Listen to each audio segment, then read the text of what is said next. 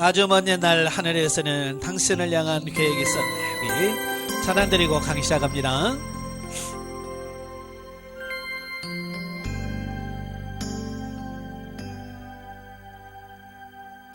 아주 먼 옛날 하늘에서는 당신을 향한 계획이 있었죠. 하나님께서 바라보시며 좋았더라고 말씀하셨네. 이 세상 그 무엇보다 귀하게 나의 손으로 창조하였노라.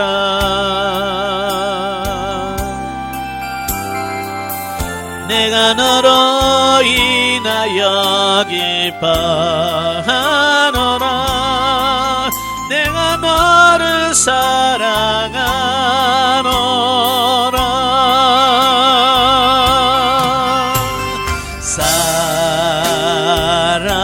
사랑해요 축복해요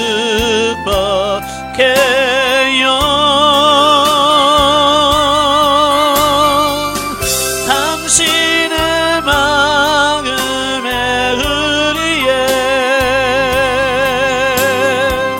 사랑을 드려요.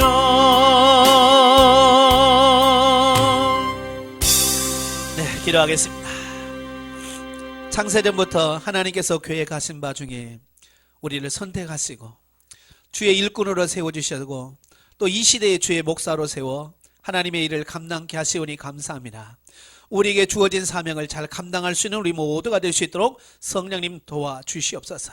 오늘도 말씀 듣기를 원합니다. 말씀 가운데 하나님이 함께 하시고 은혜 충만케 하옵소서. 시종을 맡겨오며 예수님의 이름으로 감사하며 기도합나이다. 아멘. 예, 이 시간에는 우리 출애굽기를 보도록 하지요. 예, 지난 시간까지 우리가 창세기를 마쳤고요. 이 시간에는 출애굽기 교재 159페이지입니다.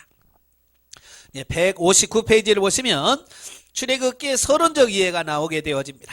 자, 첫 번째 제목이죠. 출애굽기란 제목을 어떻게 붙여졌는가라고 하는 거예요. 자, 우리 한글 성경에는 이제 출애굽기로 되어 있고요. 이걸 구약의 히브리어를 헬라어로 번역한 70인역에서는 엑소더스라고 이렇게 붙여져 있습니다. 이 엑소더스라고 하는 말은 출발 또는 탈출이라고 하는 그런 뜻이죠.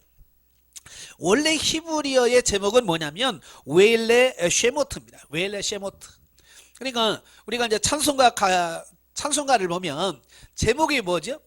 예, 첫 줄 첫 가사, 그죠? 첫 줄 첫 가사가 찬송가의 제목이 되듯이 이 히브리 사람들은 책의 제목을 쓸 때에 그 책에 제일 먼저 나오는 단어, 예, 제일 먼저 나오는 단어를 제목으로 삼았어요. 그러니까 창세기라고 하는 제목은 원래 이제 베레시트라고 하는 말이 이제 히브리어 성경이죠. 태초에 이제 그 말이 원래 제목이고요. 그러다가 나중에 번역을 하면서 이 창세기 내용은 이 세상을 천지 창조하는 그 내용을 담고 있다. 그래서 창세기라고 하는 내용을 따라서 창세기라는 이름으로 바뀌어집니다. 그러니까 원래 히브리어 제목은 웨일레 쉐모트. 그리고 그 이름은 그런 뜻인데요. 자, 내용과 연결시켜서 이제 출애굽기다라고 이렇게 부르고 있고요. 자, 저자. 우리가 잘 아는 것처럼 오경은 본래 한 묶음으로 된 한 권의 책입니다. 그래서 모세오경은 원래 한 책입니다. 한 권으로 된 책이에요. 자, 그런데 나중에 이것을 관리하기 편하게 해서 이걸 편의상 5권으로 이렇게 나누어졌지요. 예, 그래서 이 모세오경의 저자는 모세다라고 이렇게 볼 수 있어요. 자, 넘겨서. 자, 그러나 현 근대에 들어서면서부터 이제 성경에 대한 불신이 가속화됩니다. 예, 그러면서 이 자유주의 신학이 등장을 하게 되고, 이제 그러면서 이 모세가 썼다는 말에 대해서 의문을 품게 돼요. 정말 모세가 쓴 게 맞냐? 자, 그래서 모세의 저작이 아니다라고 이제 주장을 하는 어떤 이제 그런 주장이 나오게 됩니다. 그러나 이 본서의 내증, 그러니까 안에 있는 내적인 증거를 보면 저자의 문제를 분명하게 시사하는 구절들이 많다라고 하는 거예요. 그러니까 모세가 이 글을 썼다라고 하는 부분이 많이 나와요. 그 대표적인 구절이 17장 14절, 24장 4절, 34장 4절, 27장 29절 등. 예, 특별히 17장 14절에서는 책에 모세가 아말렉과의 전쟁 사실을 기록했다라고 말씀하고 있어요. 그러니까 직접 모세가 기록했다라고 하는 이런 불들이 있고요. 또 34장 4절에 보면 십계명을 받기 위해서 모세가 직접 두 돌판을 만들어서 올라간 어떤 이런 부분들을 보게 돼요. 또 24장 4절에 보면 모세가 여호와의 모든 말씀을 기록했다라고 하는 이런 내적 증거들을 통해서 모세가 이 출애굽기를 기록했다라고 증거를 할 수 있고요. 그 외에 이제 외증을 보면 민수기 33장 2절에 보면 모세가 여호와의 명령대로 그 노정을 따라 그 진행한 것을 기록하였으니 라는 말씀을 합니다. 자, 이는 출애굽기의 역사를 모세가 기록했다라고 하는 것을 의미합니다. 예. 그러니까 구약 성경의 여러 곳에서 이 모세 오경을 다 모세가 기록했다라고 이렇게 말씀을 하고 있고요.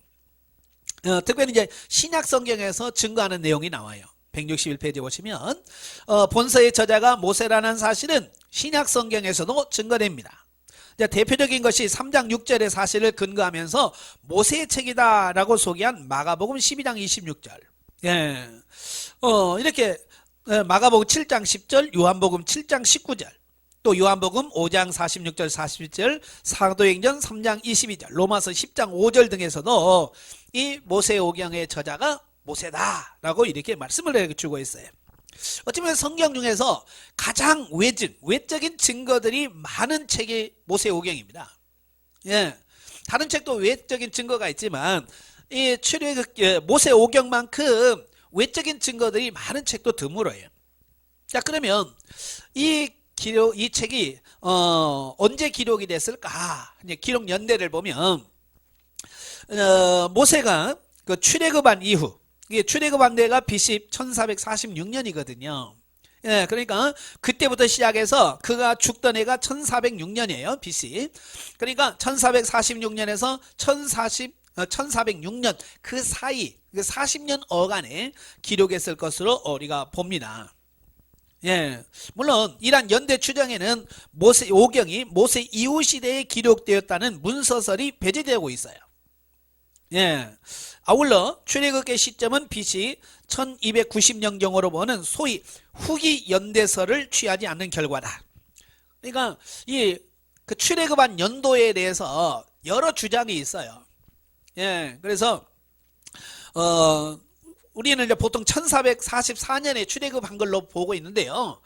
그 이후에 1290년으로 보는 주장하는 설도 있습니다. 근데 우리는 이걸 배제하고 있습니다. 자, 그러면 이제 중요한 게 뭐냐면 기록 동기와 배경이에요. 왜 이 출애굽기를 기록했지? 라고 하는 거죠. 출애굽기는 이스라엘의 백성이 애굽 전제국가 체제 아래서 이민족으로서 억압받는 장면으로 시작을 합니다. 그러니까 요셉을 기억하는 왕조 때는 이스라엘이 참 좋았지요. 예. 왜냐하면 그들은 요셉이 얼마나 자기들에게 잘해줬는지, 자기를 구원했는지에 대한 부분을 알고 있기 때문에 그래요. 그런데 문제는 이제 왕조가 바뀌는 거예요. 새로운 왕조는 요셉을 모른단 말이에요.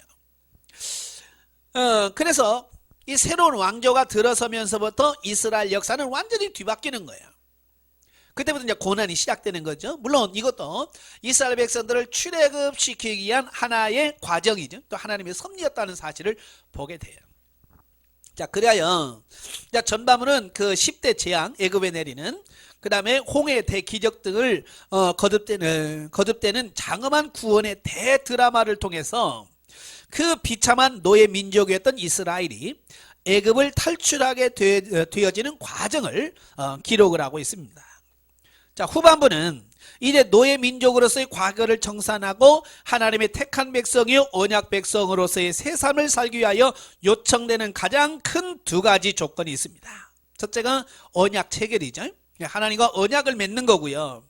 예, 또 그 언약의 증거 및 신앙생활의 중심이 될 성막 건축을 하나님의 지시대로 수행하는 모습이 출애굽기 후반부에 기록이 되어 있죠. 그러면 이와 같은 출애굽기는 왜 기록했을까? 왜 기록했을까? 자, 이에 대한 답을 해주기 위해서는 먼저 출애굽기가 기록된 그 시대적 배경부터 이해할 필요가 있어요. 그러니까 출애굽기는 다른 모세 오경의 책과 같이 이스라엘이 출애굽한 이후 광야 생활을 하던 시기, 즉 BC 1446년에서 1406년 사이에 광야에서 기록되었죠. 창세기는 천지 창조에서 이스라엘 민족의 조상 선택과 이스라엘 민족의 형성 과정, 그리고 애굽으로 내려가는 과거사를 기록합니다. 그러니까 어찌 보면 창세기는 과거의 사실을 기록한 책이에요. 자, 그리고 신명기는 미래적이죠. 그러니까 앞으로 가나안 땅에 들어가서 어떻게 살 것이냐, 어떻게 살 거냐라고 하는 부분을 가르쳐 준 책이 신명기예요. 이건 미래적이죠. 또 레위기는 특정한 시기와 관계없이 전 구약 시대를 통해서 신약의 예수 그리스도를 예표하면서 실시되어야 될 각종 제사와 생활상의 율법을 기록하고 있어요. 그리고 출애굽기와 민수기는 현재를 기록하고 있습니다. 그러니까 창세기는 과거요, 신명기는 미래요. 그다음에 출애굽기와 민수기는 현재 당시 광야 생활하고 있는 그 이스라엘 백성들의 모습을 기록을 하고 있는 거죠. 그러니까 출애굽기가 이스라엘 백성들이 노예 민족으로서의 과거를 청산하고 언약 백성으로 새 출발하는 점에 치중한다면, 민수기는 이제 약속의 땅을 점령하여 희망찬 미래를 이루기 위하여 전진해가는 광야를 통과하는 내용들을 기록을 하고 있다라고 하는 거예요. 그러니까 모세오경은 다 모세가 기록을 했지만 그래도 각 권마다 각 책마다 전하려고 하는 메시지가 약간씩 달라요. 그러니까 그런 점들을 우리가 이해하고 성경을 봐야 된다, 그 말이에요. 그러면 이제 이상에서 말한 시기에 서두에서 말한 내용을 기록한 그 출애굽기의 지필동기는 과연 무엇일까? 그것은 한마디로 이스라엘 자손들의 후손을 위한 성신앙의 간증이라고 정리할 수 있다라는 거예요. 다시 말해서 출애굽기는 먼저 하나님이 그 옛날 아브라함 때부터 자신들의 조상에게 해주신 언약대로 비록 400년이라는 오랜 세월이 지났지만 잊지 아니하시고 자신들을 구원했음을 간증하고 있다라고 하는 거예요. 그러니까 모세는 그 당시만이 아니라 오랜 시간이 흐르고 난 이후 후대 사람들이 하나님이 우리를 어떻게 구원해 주셨는가를 친히 그 말씀을 통해서 경험하고 체험하도록 하기 위해서 후대 사람들을 위해서 기록했다라고 하는 것을 보게 되죠. 그것도 전 우주에 대한 주권으로 놀랍게 구원하셨음을 간증을 합니다. 그리고 가장 중요한 것은 자신들은 하나님의 백성으로 선택되어 언약을 맺었음을 간증하는 것이다. 이 말은 후손들도 그 언약의 상속자로서 하나님의 백성으로 살아가라는 교훈을 그 이면에 깔고 있는 것이다. 그리고 또한 자신들의 선민 언약의 증거로 하나님의 임재와 교제를 상징하는 성막을 계시받아 그것을 건축함도 증언하고 있다는 것을 보게 되죠. 자, 이처럼 1차 독자인 이스라엘 백성들의 후손들에게 이스라엘 민족의 태동기에 있었던 놀라운 구원 사역을 증거해주는 본서는 결국 본서의 궁극적인 독자인 영적 이스라엘의 후손인 신약의 무리들에게도 큰 교훈을 준다. 그러니까 이 출애굽기는 옛날 구약 시대만 주는 게 아니라 오늘 이 시대에 살고 있는 저와 여러분들에게도 가장 큰 영향을 주는 책 중에 하나다, 그 말이에요.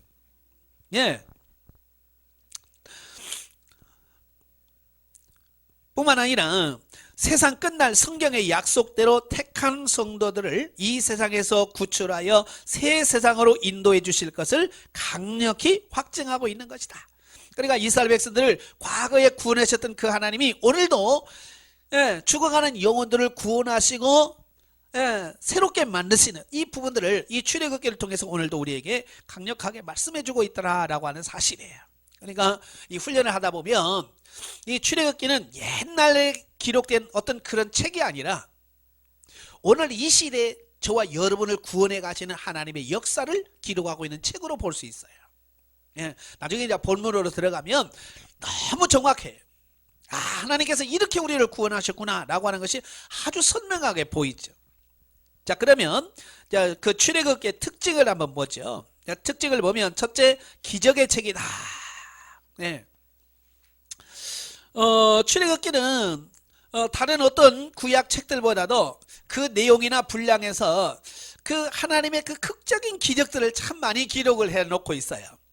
애굽에 내린 그 10대 재앙들, 또 홍해를 갈라지는 사건, 또 만나가 임하는 내려지는 사건, 또 뭐 반석이 갈라져서 물을 내는 사건이라든 이런 정말 기적들이 정말 드라마틱하게 기록되어 있는 어떤 이런 부분들을 보게 돼요. 이런 측면에서 출애굽기는 그 예수님의 구원 행동을 강조한 사복음서와 가장 선명히 대비되는 구약의 하나님의 구원의 행동의 책이다라고 볼 수 있습니다. 이 출애굽기 하나님의 기적이 제일 많이 나타나죠. 또 신약에도 보면 사복음서 마태, 마가, 누가, 요한복음에 보면 그 예수님께서 이 땅에 오셔서 역사하셔서 그 생생한 그 기적들이 기록되어 있잖아요. 그죠? 무리를 걸으시기도 하시고, 보리떡 5개, 물고기 2마리 5,000명을 먹이시기도 하시고, 죽은 자를 살리기도 하시는 이런 역사가 있어요. 그런 의미에서 구약의 출애굽기가 하나님의 기적의 책이라고 한다면 신약에서는 사복음서가 바로 그 기적의 책이다라고 볼 수 있죠. 그 다음에 두 번째는 이제 출발과 희망의 책이다.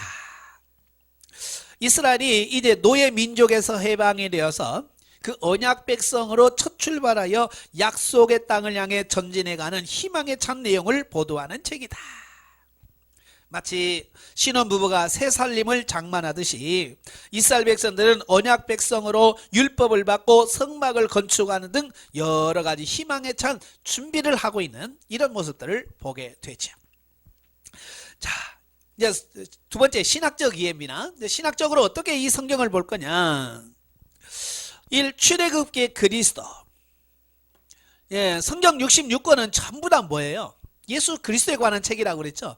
하나님께서 예수 그리스도를 통해서 어떻게 인간을 구원해 가시느냐, 이걸 기록해 놓은 게 성경 전체의 내용이에요. 창세기부터 요한계시록까지. 그러니까 성경 66권은 다 예수 그리스도를 중심으로 한 통일성이 있다. 그래서 모든 성경을 그리스도의 입장으로, 그리스도의 시각으로 볼 수 있어야 된다라고 하는 것을 보게 돼요. 그러니까 출애굽기도 출애굽기는 창세기가 마찬가지로 예수 이름 나와야 안 나와요? 한 번도 안 나옵니다. 예수님의 이름이 한 번도 안 나와. 그럼에도 불구하고요, 이 출애굽기 속에는요 생생한 예수 그리스도의 구원의 역사가 그대로 녹아있는 책이에요. 특별히 예수님에 대해서 직접적인 예언은 없지만 간접적으로 예표하고 있는 부분이 너무 많아요. 자, 그래서 간접적으로 예수님을 예표하는 어떤 그런 사건은 첫째가 모세예요. 모세는 구약 인물 중 가장 강렬하게 예수님을 예표하는 인물입니다. 물론 구약에 예수님을 예표하는 인물이 많아요. 요셉도 있고요, 아브라함도 있고요, 다윗도 있고요, 많아요.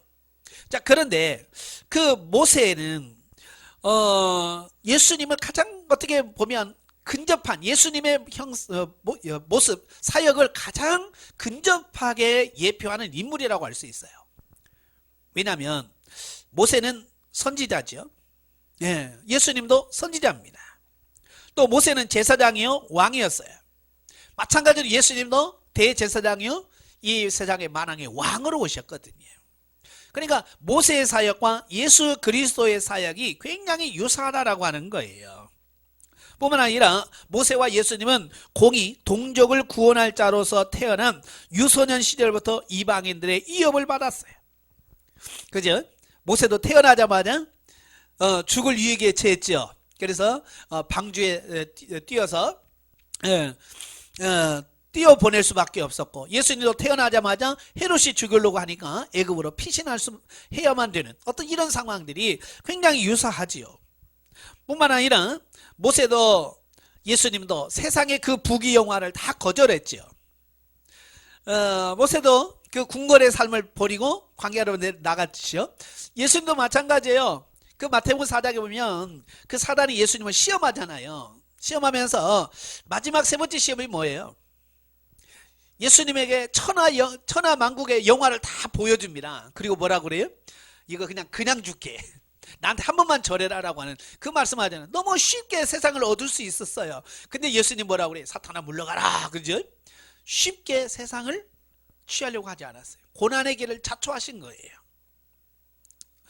자, 그리고 다 같이 구원자요, 율법의 수여자요, 중보자이기도 했다라고 하는 이 부분을 보게 되고요. 그 다음에 두 번째가 뭐냐? 유월절이에요. 요한복음 1장 29절 36절, 고린도서 5장 7절에 보면 예수님을 가리켜서 우리를 위하여 죽임을 당하신 하나님의 어린 양이다 라고 직접적으로 묘사를 하고 있어요. 그러니까 유월절은 어린 양을 잡는 날이잖아요. 그죠? 어린 양을 잡아서 그 피를 문설주와 좌우 임방에 발라요. 그러면 그 피를 보고 그 집의 사망의 사자들이 넘어간다고 말이에요. 그래서 유월절이 바로 그 어린 양의 피가 예수 그리스도의 보혈의 피를 가장 잘 선명하게 예표하고 있다는 얘기죠. 그 다음에 이제 세 번째가 이제 칠절기예요. 이스라엘이 지키는 칠절기가 있는데요. 이 칠절기는 모두가 다 예수님의 사역과 직접적으로 관계가 되어 있어요. 자, 우리가 칠절기는 앞에서 말한 유월절, 그 다음에 무교절, 그 다음에 초실절, 그 다음에 오순절, 그 다음에가 나팔절, 그 다음에 대속제일, 그 다음에 수장절, 장막절이라고도 하죠. 자, 이렇게 이스라엘이 있는 그 칠절기가 있는데요. 이 칠절기는 모두가 다 예수 그리스도의 사역을 예표합니다. 자, 간단하게 보면 유월절은 예수 그리스도의 죽으심에 대한 말씀이에요. 무교절은 예수 그리스도의 고난을 의미해요. 그 다음에 이 초실절은 예수 그리스도의 부활을 의미해요. 그 다음에 오순절은 예수 그리스도가 승천하시고 난 이후에 예수님이 보내실 성령님을 임재하는 날이죠. 그 다음에 나팔절은 뭘 말합니까? 예수 그리스도의 재림을 상징합니다. 예수 그리스도의 재림을 상징하는 절기가 나팔절이고요. 그 다음에 대속제일은 뭡니까? 대속제는 예수 그리스도의 십자가의 죽으심으로 모든 민족을 구원하실 것에 대한 예표예요. 뿐만 아니라 이 대속제일은 이스라엘 백성들, 선민인 이스라엘 백성들이 나중에 예수 그리스도를 보고 회개할 것에 대한 예표란 절기예요. 그 다음에 마지막 일곱 번째 수장절, 장막절은 영원한 천국, 예수 그리스도의 재림을 통해서 완성되어질 영원한 새하늘과 새 땅, 영원한 하나님의 나라를 예표합니다. 이게 다 예수 그리스도의 사역을 통해서 성취되어질 부분들이에요. 아시겠죠? 그러니까 이 칠절기를 알아야 예수 그리스도의 사역에 대한 이해가 되어지는 거예요. 자, 그 다음에 이제 출애굽. 사도 바울은 이 출애굽을 세례의 예표로 보았죠. 왜냐하면 양자는 공이 옛 시대에 대한 고별과 새 생활의 참여를 의미하기 때문이다. 예. 그리고 출애굽은 애굽은 세상이죠. 마귀가 다스리는 세상 나라예요. 거기서 나온 탈출하는 거죠. 그래서 가나안, 하나님이 계시는 곳으로 이끄시는 이 부분을 예표하고요. 그 다음에 5번은 만나와 물. 광야의 필수적인 것이 뭐냐면 먹을 것과 물이죠. 왜냐하면 만나는 농사를 지을 수 없잖아요. 광야에서는. 그래서 먹을 것이 필요합니다. 그리고 마실 물이 필요한 거죠. 자, 이것은 우리의 생명의 떡이 되시고 생수가 되신 예수 그리스도를 그대로 예표하고 있다, 그 말이에요. 그 다음에 성막 있죠. 성막은 그 재래와 색상, 각종 기구에 있어서 예수 그리스도의 성품과 사역을 예표하고 있습니다. 이게 나중에 본문을 할 때에 자세하게 설명을 드리겠습니다만은, 이 성막은 예수 그리스도를 통해서 구원받는 원리를 형상화, 눈에 보이도록 만들어 놓은 거예요. 그러니까 성막을 보면 예수 그리스도께서 우리를 이렇게 구원해 가시는구나 라고 이해할 수 있게 되는 거죠. 예. 그래서 어떤 이들은 이 성막은 언어가 아니라 이 산물로 된 신학 서적이다. 눈으로 우리가 직접 보고 확인할 수 있는 서적이다라고까지 말을 하기도 합니다. 그 다음에 일곱 번째가 대제사장이죠. 대제사장 제도는 우리의 영원한 대제사장으로서 죄인을 중보할 예수 그리스도의 사역을 미리 보여주고 있다. 자, 이렇게 구약에서 이 출애굽기에서 예수라는 말은 한 번도 없지만 이렇게 일곱 가지 것들이 바로 예수 그리스도를 그대로 예표해주는 바로 그런 부분이다라고 이렇게 볼 수 있어요. 자, 그리고 167페이지에 오시면 출애굽기의 신학적 주제, 신학적인 여러 주제들이 있는데요. 그걸 한번 보시면 첫째, 하나님은 인간과 계약을 맺으시고 그 계약을 지키시는 분이심을 말씀해주고 있어요. 그래서 출애굽기는 인간과 계약을 맺으시는 하나님, 그리고 그 계약을 지키시는 하나님으로 보여줍니다. 그래서 하나님은 아브라함, 이삭, 야곱 그리고 그 후손들과 계약을 맺으셨지요. 네, 특별히 이제 아브라함과 창세기 15장에서 횃불 언약을 맺습니다. 그 언약이 뭐예요? 너희 후손이 이방의 객이 되어서 400년 동안 그들을 섬기겠고 4대 만에 많은 재물을 끌고 나오겠다라고 하는 언약이죠. 그 언약이 400년이 지난 이후에 어떻게 해요? 하나님께서 그대로 이행하셨다라고 하는 거예요. 그러니까 한번 하나님은 약속하시면 반드시 지키시는 분이다. 예, 그런 것을 말씀해 주고 있어요. 그러니까 하나님은 인간이 죄로 인해 이행해야 할 부분을 이행하지 못했을 때에는 재계약도 하신다. 물론 그들이 회개하고 재계약하기를 원할 때에만 그들을 용서하시고 기꺼이 재계약해 주신다라고 하는 거예요. 예, 그래서 성경 보면 이 재계약 내용이 참 많이 나와요. 창세기 3장부터 재계약 내용이 나오니까요. 예?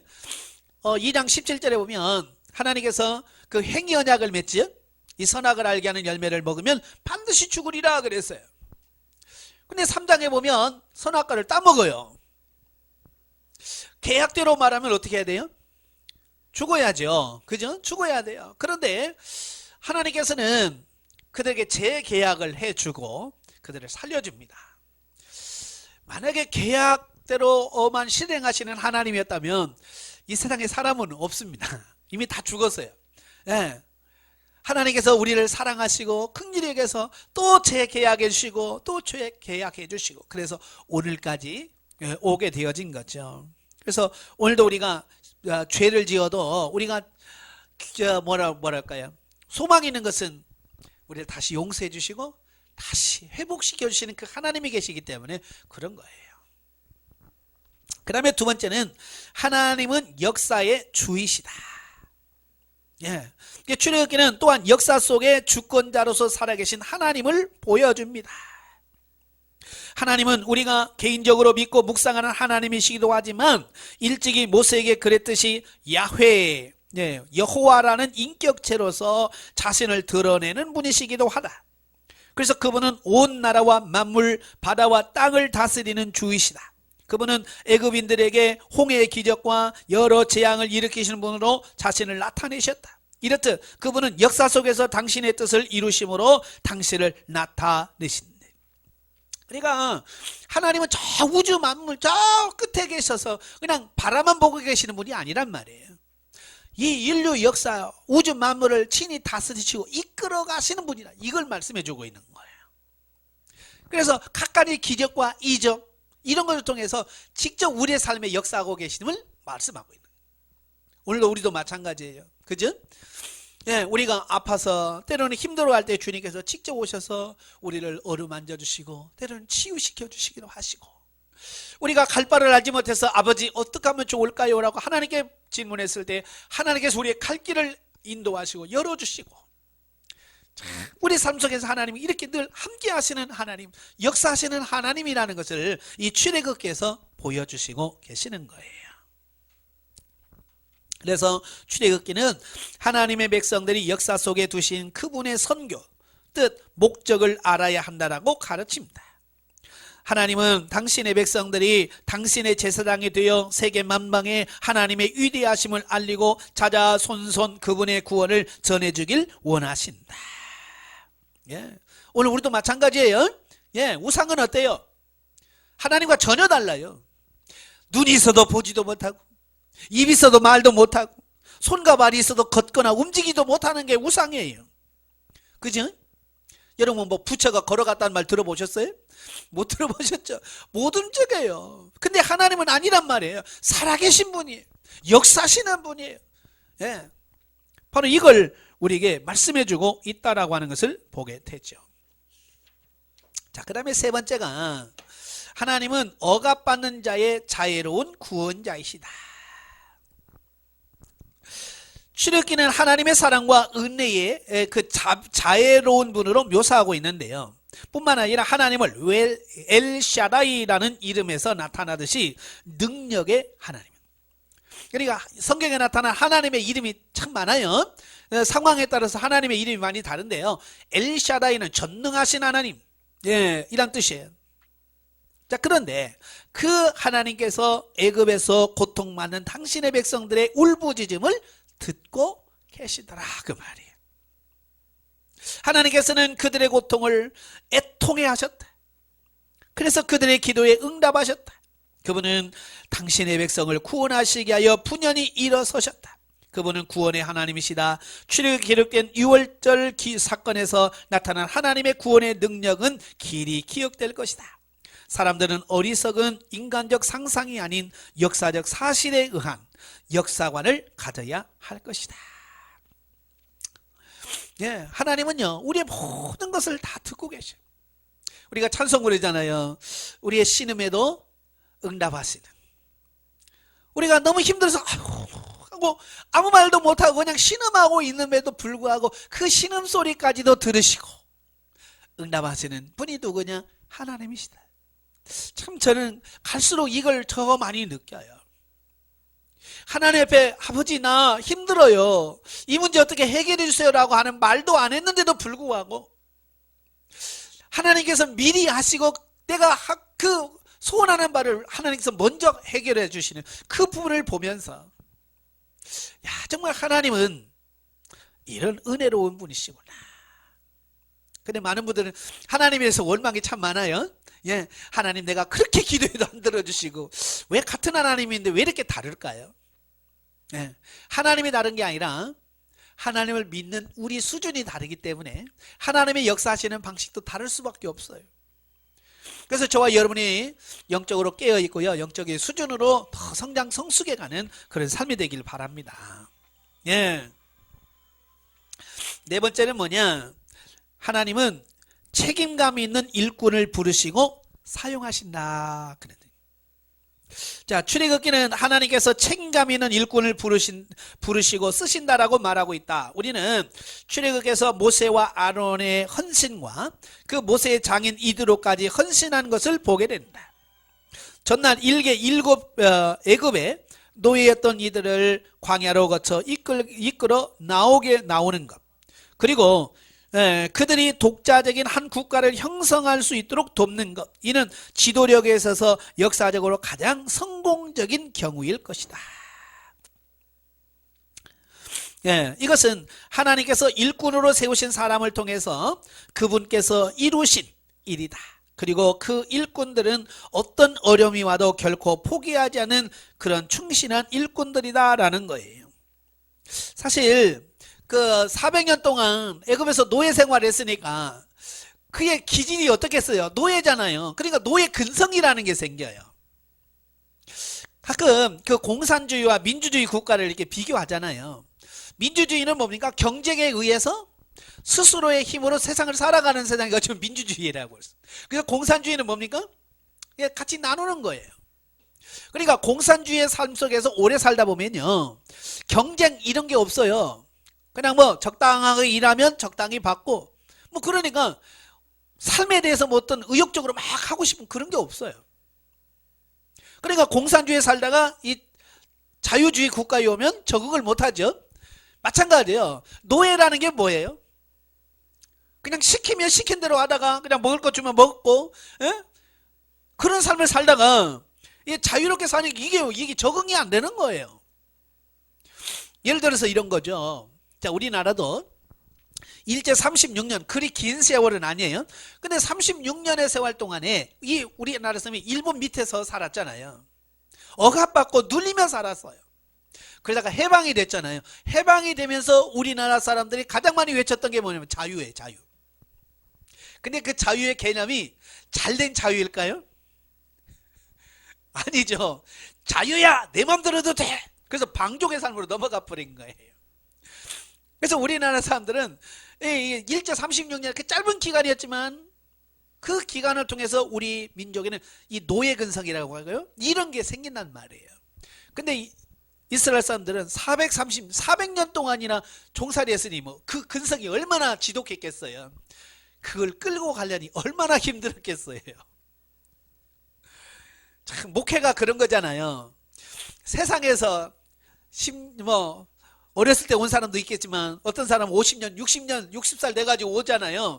그 사람, 이 사람은 세상에서 50년, 60년 동안 세상의 노예가 되어서 살던 사람이에요. 그분들이 교회에 왔어요. 어때요? 첫날부터 말 잘 들어요? 그러면 걱정 없게요. 예. 교회 오지만 여전히 세상적으로, 육신적으로 자기가 살았던 방식대로 사는 거예요. 그러니까 그들에게 하나님 말씀을 가르치면서 진리로 성경대로 살려고 하니까 얼마나 힘들겠어요. 예. 그냥 모세와 아론이 얼마나 힘들었는지 아시죠? 오늘날 목회 사명도 그래요. 예. 그러니까 그들이 충성스럽게 그 일을 감당했듯이 오늘 우리도 힘들고 어렵지만 충성스럽게 그 일을 감당해야 된다. 그걸 말씀해 주고 있습니다. 그 다음에 5번, 하나님은 거룩하시기 때문에 의로운 삶을 요구하신다라고 하는 거예요. 다시 말하면, 쉽게 말하면 내가 거룩하니 너희도 거룩해라라고 하는 거예요. 출애굽기는 하나님의 거룩함에 대해서 기록하고 있다. 하나님은 당신의 백성들도 마찬가지로 거룩해야 함을 요구하신다. 십계명은 하나님의 백성이 하나님과 어떤 관계를 가져야 하고 또 이웃들과는 어떤 관계를 가져야 하는지를 잘 보여주고 있어요. 그래서 1계명부터 4계명까지는 하나님과의 관계에 대해서, 5계명부터 10계명은 이웃과의 관계에 대해서 설명을 하고 있죠.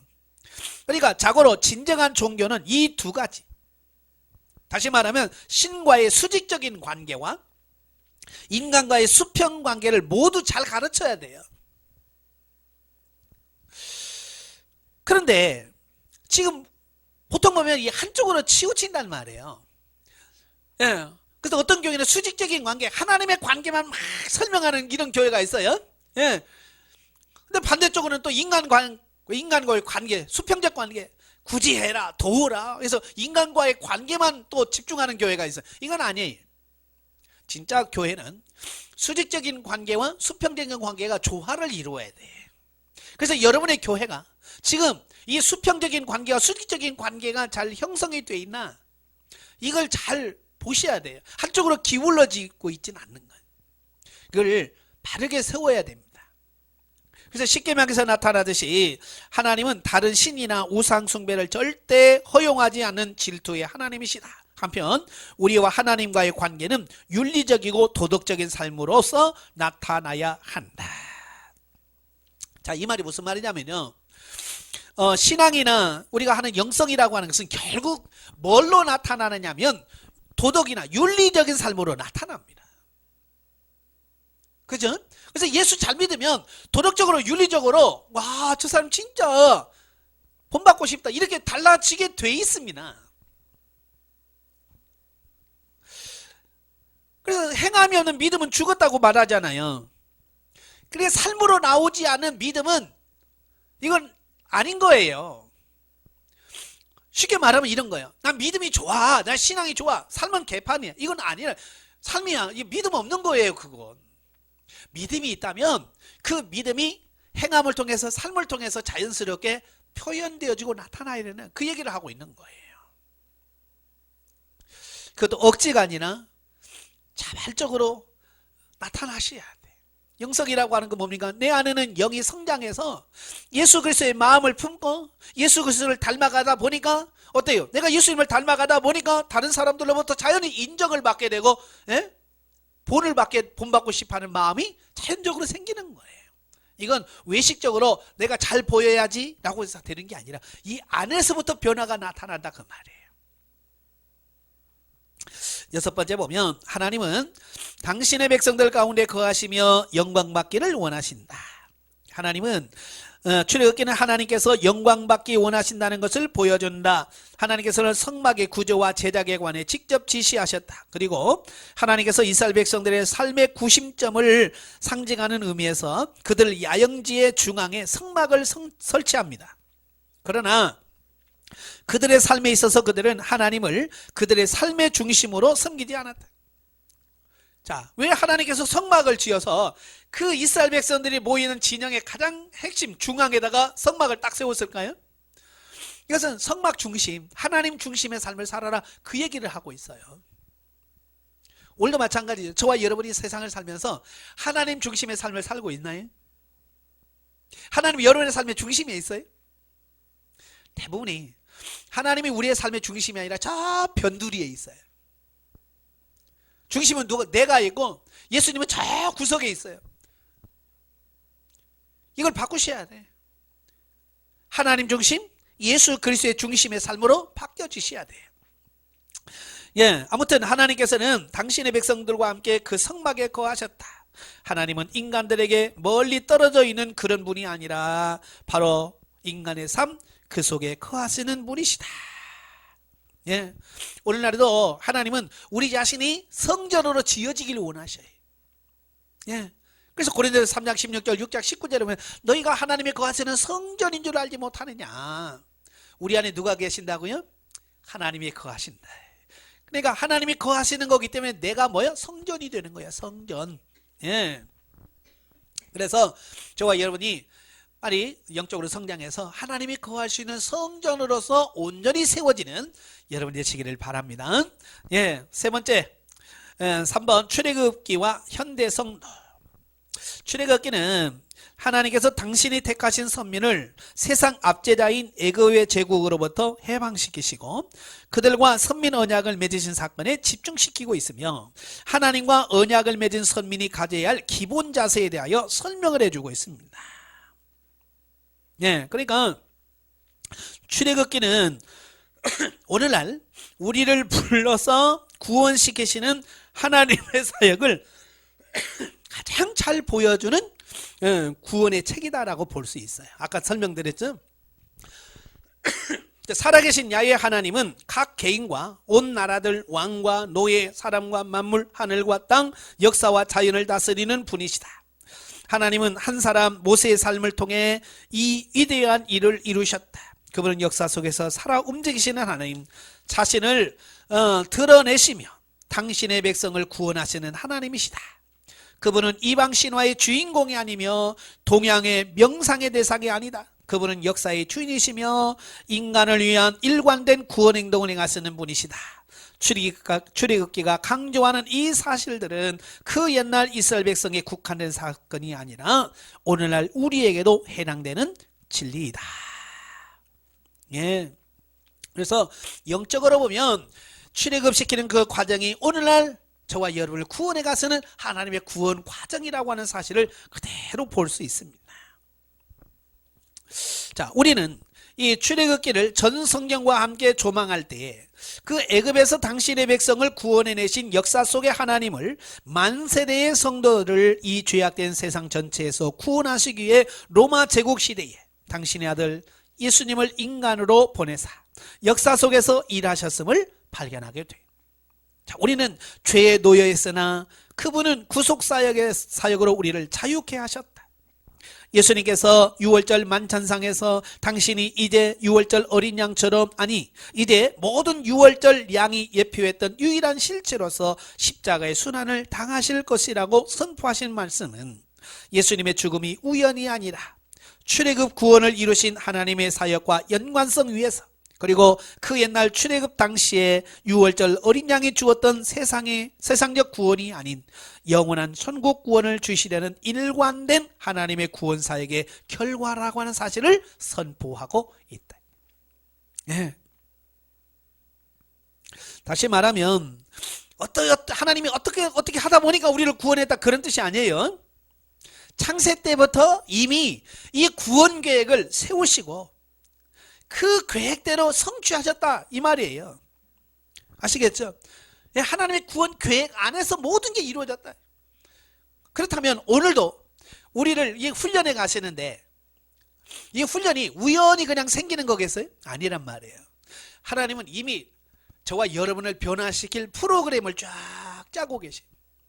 제가 이렇게 훈련하다 보니까 그걸 느껴요. 하나님께서 단계 이렇게 훈련시킬 프로그램을 하나님께서 이렇게 딱 짜놓으셨어요. 그래서 시간표에 맞게끔 거기에 맞게끔 딱 이렇게 훈련 코스가 딱 정해져 있어요. 나중에 보세요. 여러분 영적으로 성장해서 어느 단계 가면 또 대인관계 훈련, 물질관계 훈련 거기에 맞도록 훈련을 시키시는 것을 보게 돼요. 그걸 보면 정말 하나님이 오늘도 살아계시다고 하는 사실을 분명하게 느껴요. 자, 이와 같은 출애굽기의 말씀들이 우리에게 강조되는 메시지를 정리해보면 거기에 보면 쭉 많이 나오네요. 자, 이런 부분들을 우리가 기억을 하시면 좋겠어요. 오늘날 인간은 죄의 노예라는 사실, 두 번째로 하나님께서 그들을 구원하시기 위해 일하시고 계신다는 사실, 세 번째 이러한 하나님의 부르심에 기구리하며 그분께 순종하고 언제 어디서든지 그분을 섬겨한다는 사실을, 네 번째로 하나님께서 오늘날도 계속해서 우리와 계약을 맺으시고 지키신다는 사실을 명심해야 된다. 다섯 번째, 이 계약에 있어서 우리가 이행해야 할 부분은 그분께 순종하는 하는 것이라는 사실. 계약이라는 것은 어떻게 해야 돼요? 쌍방간이잖아요. 내가 할 게 있고 상대방이 할 게 따로 있는 거예요. 그래서 내가 할 일을 다 해야 그 계약이 계약되어지는 거죠. 또 여섯 번째, 우리가 매일매일 그분을 따를 때 그분은 우리를 이끌어 인도하신다는 사실을 믿어야 한다. 뭐 쭉 한번 읽어보면 쭉 될 것 같고요. 이렇게 오늘날 출애굽기는 옛날 지금부터 3,500년 전에 기록되어진 한 책이 아니라 오늘 이 시대에 살고 있는 저와 여러분들에게 주어지신 하나님의 말씀이라는 사실을 우리가 기억하면 좋을 것 같습니다. 172페이지 보시면 3. 구속사적 이해. 이 구속사적 이해에서 보면 이 출애굽기는요 굉장히 중요한 책이에요. 그래서 본서에 기록된 사건들은 언약 백성인 이스라엘의 기원과 연관되어 있다. 그래서 출애굽 사건은 이스라엘의 신앙과 삶의 핵심에 자리 잡고 있다.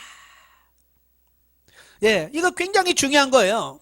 그래서요 앞으로도 하나님께서는 끊임없이 이스라엘 백성들에게 너희를 애굽에서 내가 구원해낸 하나님이다. 내가 너희를 애굽에서 구원해냈다, 이끌어냈다라고 하는 말이요 계속해서 나와요. 왜냐하면 그게 제일 중요한 핵심이거든요. 다시 말하면 출애굽 사건은 구속의 전형을 이루기에 이스라엘의 신앙 고백과 예배의 중심이 되고 있다. 그래서 이 출애굽은 오늘날 죄와 사망에 빠지는 저와 여러분을 구원해 가시는 그 구원의 전형적인 모형입니다. 이에 시편 기자는 출애굽 당시 이스라엘 백성들을 보호하신 하나님의 전능하신 활동과 지극하신 사랑을 찬양하고 있다. 자, 400년 동안 애굽의 노예로 지냈던 이스라엘은 제사장 나라와 거룩한 백성으로 부르심을 받아 애굽에서 해방된다. 노예로 지내던 민족이 하나님께 속한 백성이 될 수 있었던 원인은 그들이 어떤 자격을 소유한 데 있었던 것이 아니에요.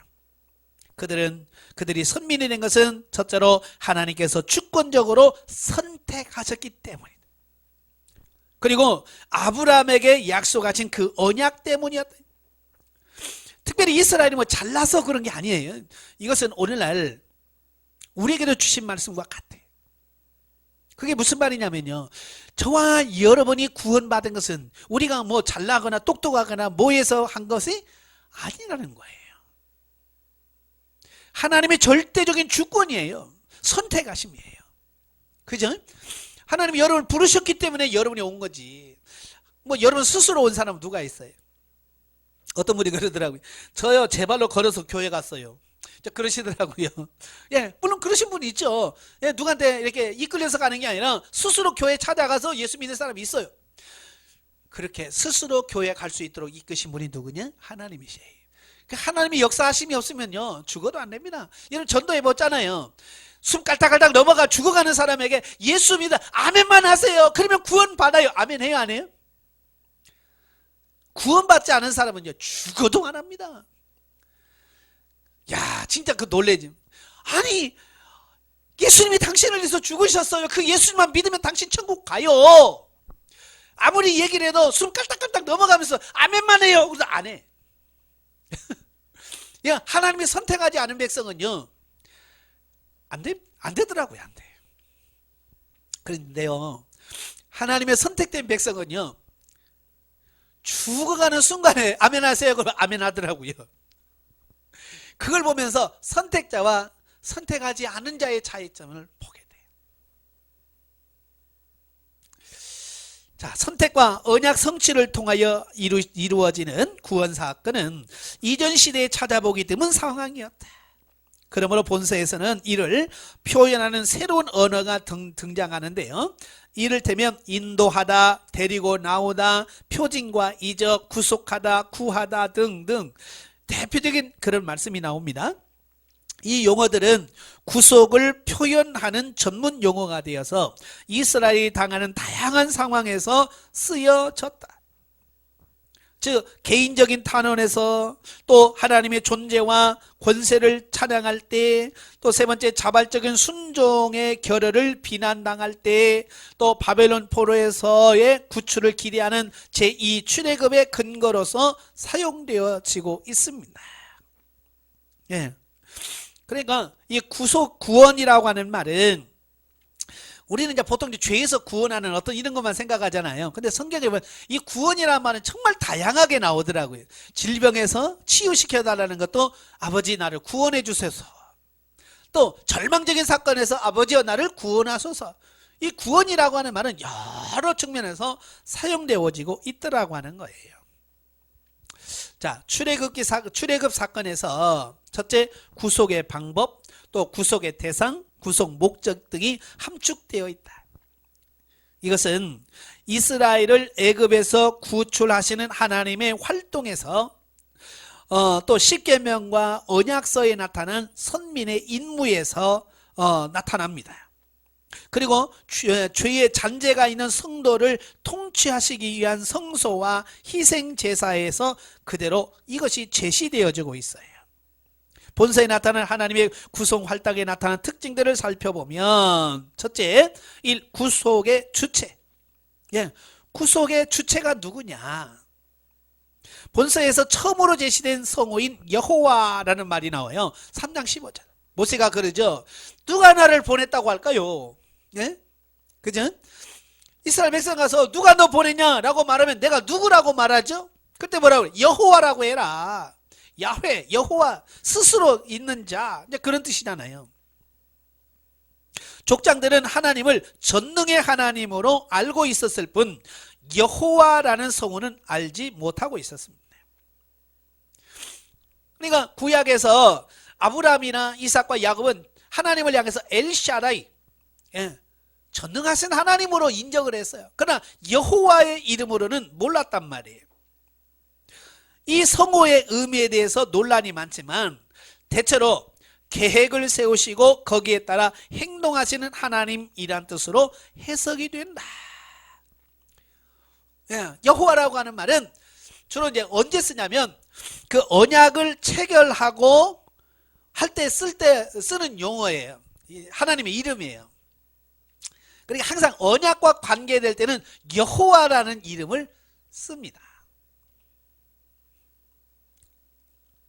자, 이 계획은 피조물의 구원과 관계된 것이다.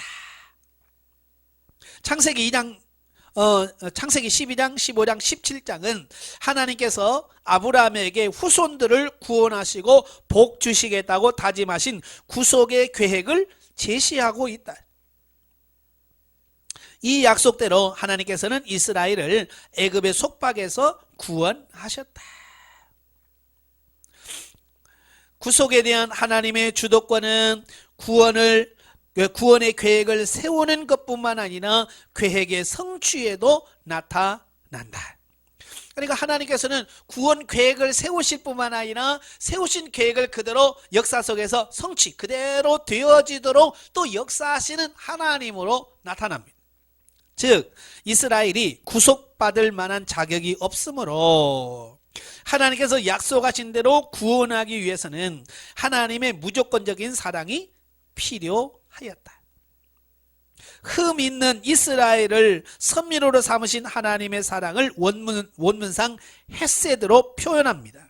이는 선민이 죄를 범하여서도 언약에 근거하여 변함없이 구원의 은혜를 베푸시는 사랑을 뜻한다 그랬어요.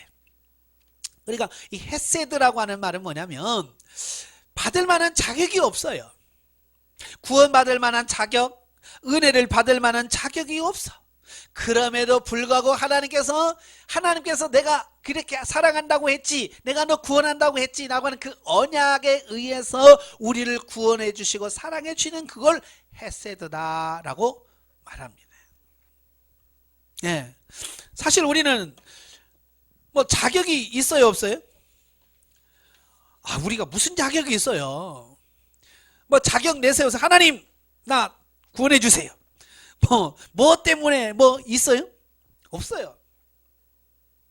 우리는 하나님 앞에 구원받을 자격이 하나도 없어.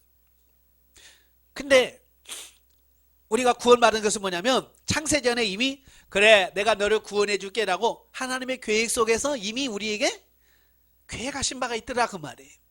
그 계획에 따라서 오늘 저와 여러분이 성취된 구원받은 거예요. 저는 청년 때부터 늘 고민이 하나 있었어요.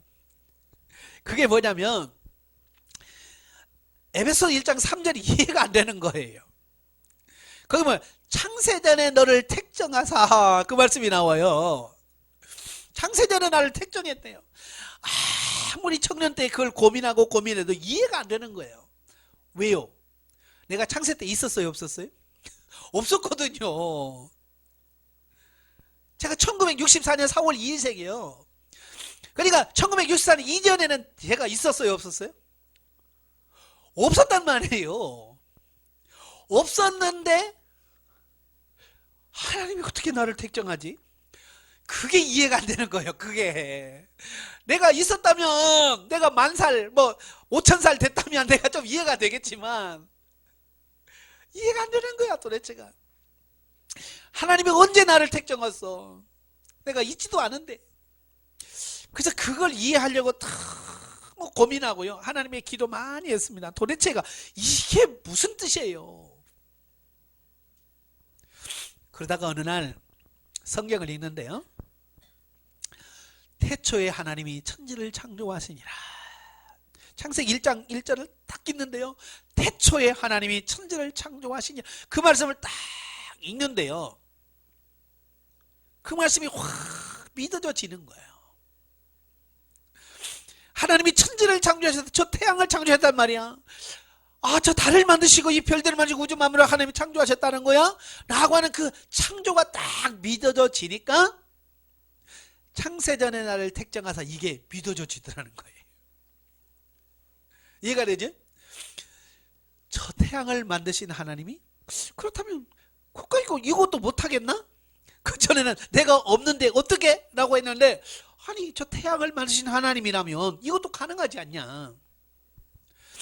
그래서 창세기 1장 1절이 믿어져지니까 그 믿어지지 않았던 것들이 쫙 믿어져지더라고 말이에요.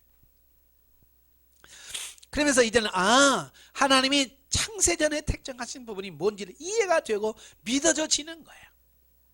그러니까 그게 믿어져지니까 뭐가 되냐면 오늘날 이 시대 제가 살고 있는 이 시대에 살고 있는 이 생활 속에서도 하나님이 나를 이끌고 계심을 믿어져지는 거예요. 나를 향한 특별한 계획을 갖고 있다는 사실이 믿어져지는 거예요. 그러니까 내가 바라고 원하는 대로 안 되어져도 소망을 가질 수 있는 거예요. 하나님이 뜻이 있겠지. 나는 아직 분명히 뭔지를 모르겠지만 분명히 하나님은 나에게 계획을 갖고 계실 거야 라고 하는 부분이에요. 그러니까 절망할 수밖에 없는 상황에서 절망이 아니라 소망이 생기고요, 희망이 생기고요, 기대가 생기는 거예요. 하나님께서 이후에 어떤 계획을 또 세우셔놨을까? 예? 가끔 보면 이벤트라는 게 있잖아요. 예? 모르게 딱 해놓고 짜잔 하고 이렇게 보여주는 거 있잖아요. 하나님께서는 이벤트의 왕이셔요. 기가 막히셔요. 하나님께서는 뭔가 딱 숨겨놓으시고 계셔. 내 눈에는 안 보여요.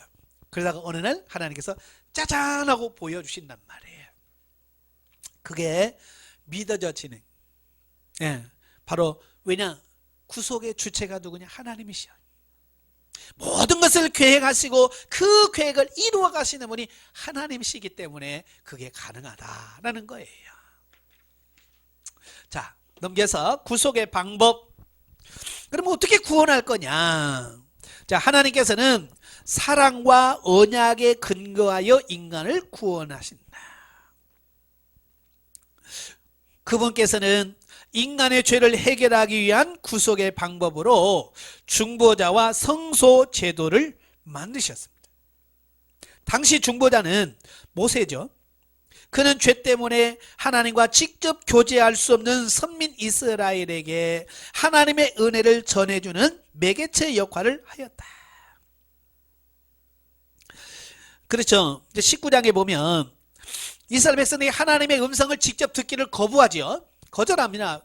예, 그들이 그러자 하나님의 음성을 직접 듣고는 뭐라고 그래요? 모세에게 와가지고 제발 하나님께서 우리에게 말씀하지 못하게 좀 해달라. 그냥 당신이 듣고 와서 들은 말씀 우리에게 전해라. 그럼 우리가 하나님의 말씀을 이해하고 우리가 순종하겠다. 왜? 하나님의 말씀을 들어봤더니 좋아요. 어때요? 좋아요? 여러분 하나님의 음성 들어보니까 좋아요? 죄인이 하나님의 음성을 듣는 순간이요 죽을 거예요. 죽어. 예. 죄인은 하나님 앞에 설 수가 없어. 하나님의 음성을 직접 들을 수가 없어요. 그러니까 이스라엘 백성들이 혼났거든요. 한번 하나님의 음성을 듣는 하니까 좋아가지고요 딱 섰는데 하나님의 음성 들으면 죽겠어요. 그러니까 결국 모세에게 가서 아이고 당신이 그냥 하나님 말씀 듣고 와서 우리에게 그냥 전달해 주세요. 그러죠. 그래서 그 다음부터는 이제 모세가 직접 하나님의 말씀을 듣고 와서 백성들에게 하나님이 이렇다라고 선포하죠. 그 중보자가 되어지는 거예요. 예수님도 하나님과 우리 사이에 중보자가 되시고 중간 매개체가 되셔서 우리의 기도를 들으셔서 하나님께 말씀하시고 또 하나님의 말씀을 우리에게 전달하시는 분이 누구시냐? 예수 그리스도다. 또한 그는 어떤 면에서 예언자 또 제사장 왕의 임무를 수행하였다. 그렇죠? 이를 삼중직이라고 그래요. 예, 선지자직, 제사장직, 왕직을 모세가 했죠. 예수님도 이 삼중직을 하셨고요. 자, 그다음에 그러므로 모세는 장차 오실 메시아의 모형이며 성소는 하나님께서 그분의 백성 중에 임재하심을 상징하였다. 자, 우리나라도 대통령이 있고요. 대통령에 당선이 되면 어디에 들어갑니까? 청와대에 들어가죠. 청와대에 들어가는 목적이 뭐예요? 살집이 없어서 들어가는 게 아니잖아요. 청와대에 들어가는 것은 대통령으로서 나라를 다스리고 통치하기 위해서 들어가는 거예요. 자, 마찬가지로 하나님께서 이스라엘 백성들과 언약을 맺었죠. 나는 너희의 하나님이 되고, 이 말은 뭐예요? 나는 너희의 왕이다. 예, 그 말이에요. 나는 너희의 왕이다. 너희는 내 백성이다. 그러면 왕의 역할을 할 수 있는 장소가 필요하잖아요. 왕궁. 그죠? 왕궁, 하나님께서 일하시는 장소가 필요한 거예요. 그래서 하나님께서 성소를 만들어라. 하나님의 임재가 있고 하나님이 다스리는 이런 부분을 말하는 거예요. 또한 이곳은 선민들이 하나님과 온전히 교제를 보장하는 장소였다.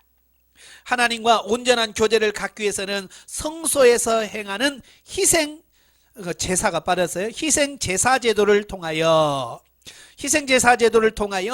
죄를 용서받아야 한다. 따라서 성소는 하나님께서 당신의 백성과 만나시고 그들을 거룩하게 하시는 곳이었다. 그래서 민수기에 보면 출애굽기에 보면 너 성소를 만들어라. 내가 거기서 너와 만나겠고 그랬거든요. 성소는 하나님과 이스라엘 백성들이 만나는 장소예요. 또 내가 거기서 말하겠다. 예, 하나님께서 말씀하시는 곳이 어디냐? 성소란 말이에요. 그래서 성소에서 시행되는 희생제도와 연관 있는 것이 구속 또는 대속이란 말이죠. 예, 이 제도예요. 히브리어는 고엘이라고 하죠. 예, 고엘인데 이 제도는 죄의 값을 속량하거나 대신받게 하는 의식을 말한다. 출애굽 때 시작된 6월절 축제는 구속의 의미를 잘 알려준다. 자, 이게 무슨 말이냐면 그 출애굽할 때에 장자의 죽음이 나오잖아요. 장자가 죽을 때 장자가 죽어야 되죠. 그죠? 근데 장자 대신 누가 죽어요? 어린 양이 대신 죽었잖아요. 어린 양이 대신 죽어요. 그래서 양은 피는 문설주와 임방에 바르고 고기는 삶아서 먹힘을 당해요. 그러니까 양이 죽어서 피를 흘려야 그 집에 사는 거예요. 대신 양 대신 장자 대신 양이 죽는 거죠. 이걸 말하는 거야. 다시 말하면 우리도 마찬가지죠. 내가 죽어야 되는데 내 대신 누가 죽으신 거예요? 예수님께서 대신 죽으신 거예요. 이게 구속 또는 대속, 고엘이란 말이에요. 어린 양의 피는 희생제사로서 이스라엘 장자들의 죽음을 대신한 것이었다. 그러기에 6월절의 희생양이 그리스도의 사역을 예표하였다는 바울의 증거는 구약 당시에 이 양이 속죄제물로 바쳐졌음을 알려준다. 예. 그러니까 그 어린 양이 내가 죽어야 될 죄를 대신해서 죽으시는 것을 의미합니다.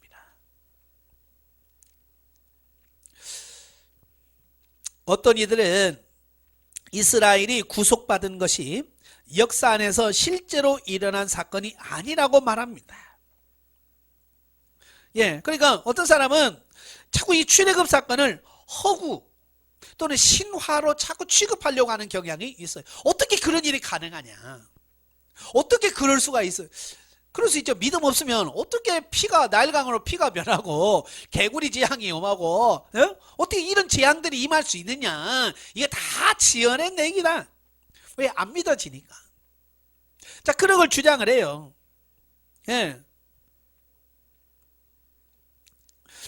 그러나 하나님의 구속 행위는 실제 역사 안에서 일어났다는 거예요. 예. 이게 중요한 거예요. 그 애굽에 내려졌던 그 모든 재앙들이 실제적으로 역사 안에 이루어졌다라고 하는 거예요. 예, 그것을 입증하는 것이 원문에 나오는 나찰이란 용어입니다. 나찰. 이 단어는 구약에 나타난 하나님의 놀라운 구원 행동을 가리키는 것으로 대부분 물리적 차원에서 이루어지는 구원을 지칭하는 데 사용되었다. 이스라엘은 실제로 죄의 세력인 애굽으로부터 구원받았으며 그것은 주변 나라도 인정하는 사건이었다라고 하는 것을 보게 되어지는 거예요. 그러니까 이스라엘의 그 역사적 그 상형 문자에 보면 바로 이런 사건들이 그대로 나와요. 10가지 재앙이 이스라엘 그 애굽 땅에 임했다는 사실이 기록으로 남아 있어요. 왜? 실제이기 때문에 그런 거거든요. 그러니까 이스라엘의 구원이 역사적 실제 사건이었던 것처럼 오늘날 우리의 구원 역시 실제라는 것을 기억해야 됩니다. 우리도 그렇잖아요. 뭐 상징적으로 구원받는다는 얘기인가? 뭐 이런 게 아니에요. 실제란 말이에요. 내가 예수 그리스도를 영접하는 그 순간 실제로 내가 거듭나고 내가 하나님의 자녀가 되는, 이게 실제로 바뀌어지는 거예요. 실제 상황이란 말이에요. 우리가 실제로 마귀의 종이었던 우리가 이제 실질적으로 하나님의 자녀가 됩니다. 예, 그리고 하나님 나라의 왕이 되고 하나님이 거하시는 성전이 되고 하나님께 신령한 제사를 쓰는 제사장이 되고 그리스도의 신부가 되어지는 거. 이거 뭐예요? 실제란 말이에요. 실제. 자, 중요한 것은 이제 구속의 목적. 왜 하나님께서 우리를 구원하시느냐? 목적이 뭐냐? 하나님의 말씀에 나타났듯이 구속의 목적은 믿음의 공동체를 구성하는 데 있다. 예. 이스라엘 백성들을 그 애굽에서 끌어낸 목적이 뭐냐면 이스라엘 믿음의 공동체를 구성하는 데 있는 거예요. 즉 하나님과 지속적으로 교제하는 선민을 존재케 하려는 데 있는 것이다. 즉 제사장 나라라고 부른 데서 알 수 있듯이 선민은 오직 하나님께 헌신하여야 한다. 이스라엘은 헌신을 통하여 하나님의 다스리심이 곧 복을 한다는 것을 온 세계에 알려야 한다. 예. 다시 말하면 이런 거예요. 하나님께서 이스라엘 백성을 구원해냈잖아요. 그리고 내가 너희와 함께 하겠다. 그리고 이스라엘 백성에게 엄청난 복을 주셨어요.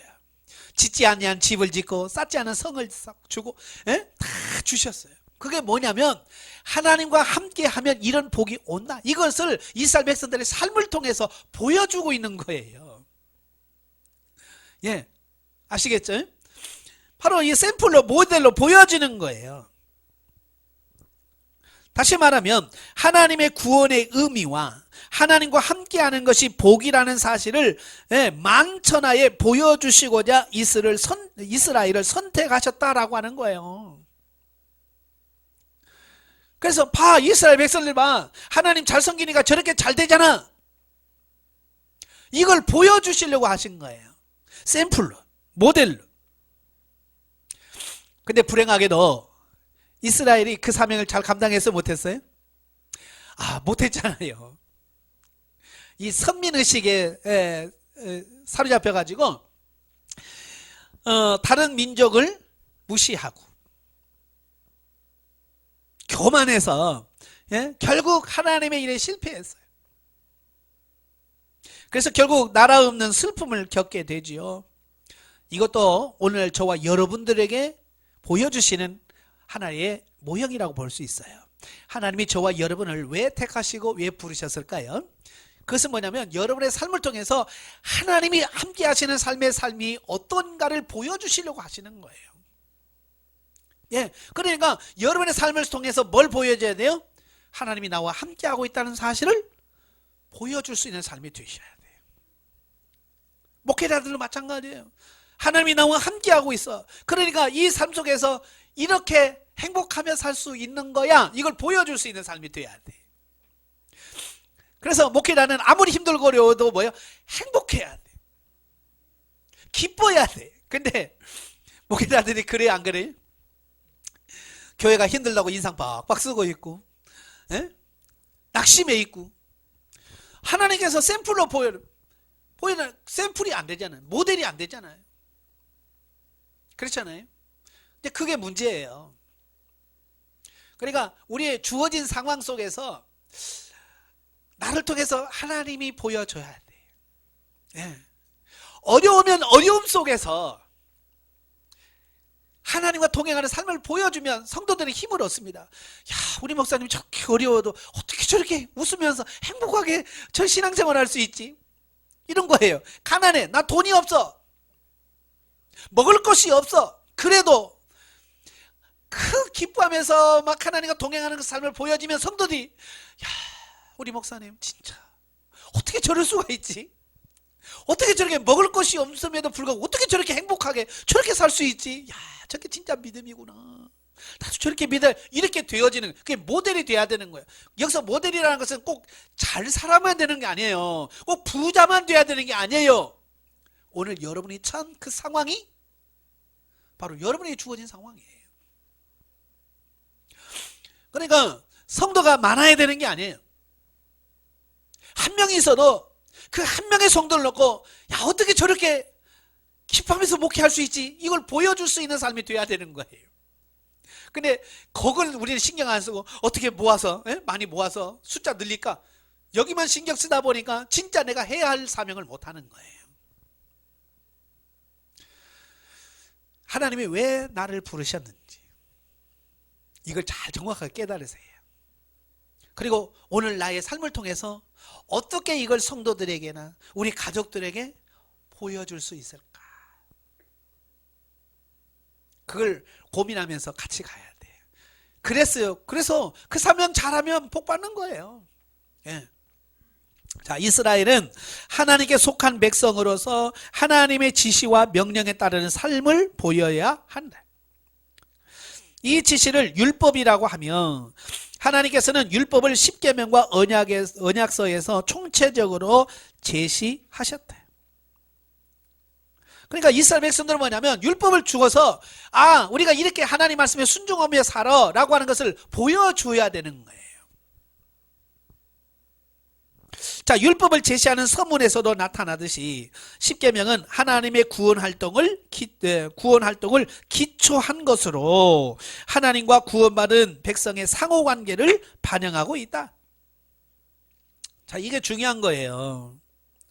하나님께서 야, 너 율법 지켜. 근데 하나님께서 반드시 율법을 지키라고 말하기 전에 꼭 한 말씀이 있어요. 나는 너희를 애굽에서 구원해낸 여호와다. 이 말을 꼭 하셔요. 이 말이 무슨 말이에요? 내가 너희를 구원했잖아. 그러니까 너희는 구원받은 자로서 이렇게 살아야 돼. 그 말이에요. 아시겠죠? 오늘 저와 여러분도 마찬가지예요. 내가 왜? 하나님 구원받았기 때문에. 구원받은 자로서 마땅히 해야 될 사람이래. 그래서 뭐라고 그래? 나는 너희의 하나님이 되고 너희는 나의 백성이 되리라. 여호와는 왕으로서 선민인 이스라엘이 신하의 위치에서 왕권에 복종하기를 원하신다. 예, 이걸 원하시는 거야. 그래서 만나의 사건, 또 무리바 사건, 금송아지 경배 사건을 통해서 이스라엘이 불순종하였을 경우 하나님께서는 징계와 심판을 내리심을 알려주셨다. 예, 잘 살면 복이지만 잘못 살면 거기에 따른 징계가 온다 그 말이에요.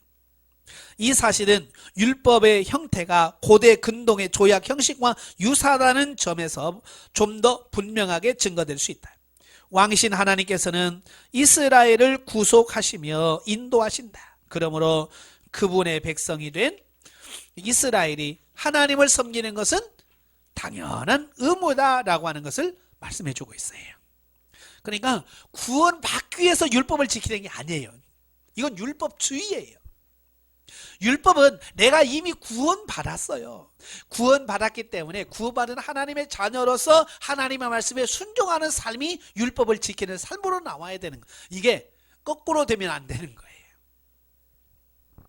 그래서 본서는 하나님께서 선민에게 어떤 은혜를 주시는가를 알려주고 있다. 하나님께서는 죄인을 구속하는 주체가 되신다.